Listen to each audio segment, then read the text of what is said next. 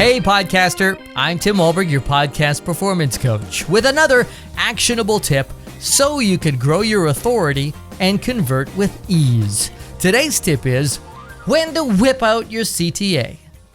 Are you asking your listener for something right out of the gate?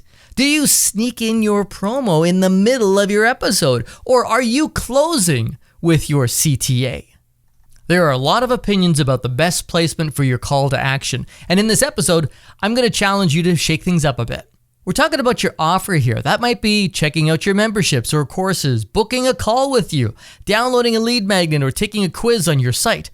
Whatever that call to action might be, predictable is one thing it shouldn't be. I have to say my least favorite spot for a call to action is right off the top. I mean, come on, man, I've just got here and already you're asking me to do something?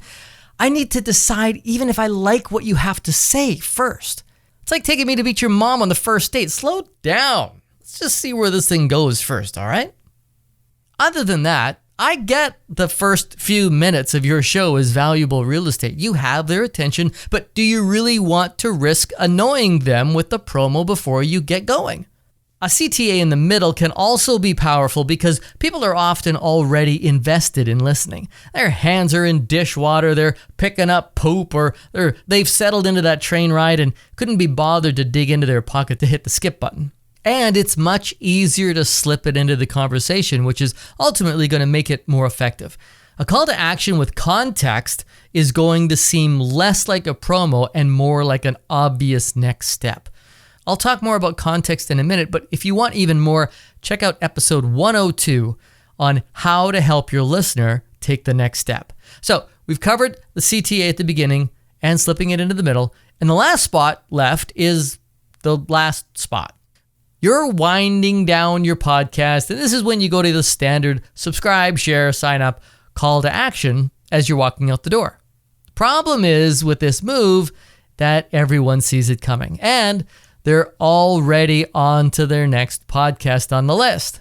Okay, now you're probably saying, Coach Tim, geez, you hate the beginning, you hate the end. The middle, I guess, is where I'm going to put it. What's going on here? Well, hold it. Now, look, you can put it where you want to put it. You absolutely need a call to action.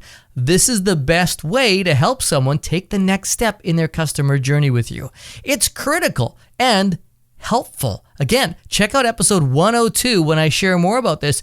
You can search it by episode number 102 on my website, podcastperformancecoach.com. So here's what I'm saying. Stop being so predictable. Mix it up a little. Try one episode with your CTA off the top. Then in the next episode, try it out on the back end.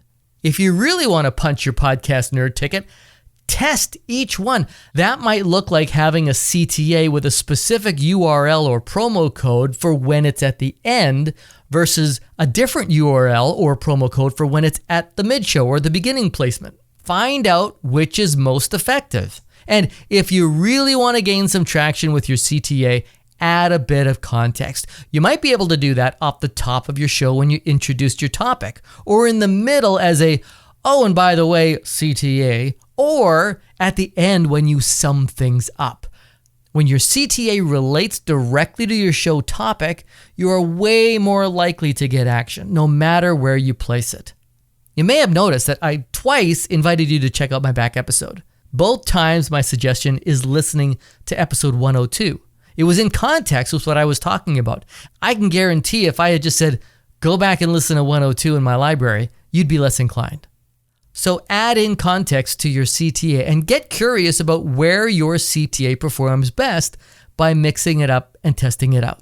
This will make your promos feel a lot more palatable and a lot less pushy.